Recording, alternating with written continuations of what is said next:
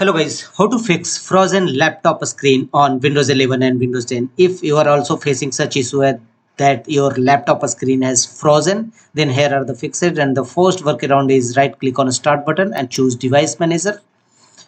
Go to device manager of your system. Here under drivers, find out any drivers having yellow exclamation mark. It means having error. So simply right click on it and choose update driver and search automatically for driver. Apply this method for all such type of drivers. The next workaround to fix this issue is go to Windows search and type Windows memory diagnostic and open Windows memory diagnostic tool. Open it.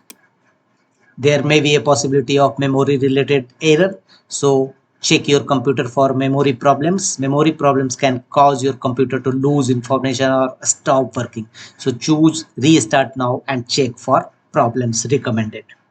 And after that, restart your system and check whether your frozen laptop screen error resolved or not. If not, go to the next fixes. Press Win plus R shortcut key to launch run command box and here type RSTRUI to launch system restore Windows. In system restore Windows, here restore system files and settings recommended restore.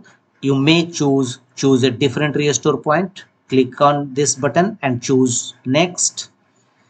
Here choose a system restore point. You may click on show more restore points and choose any restore points from where your computer was in good condition.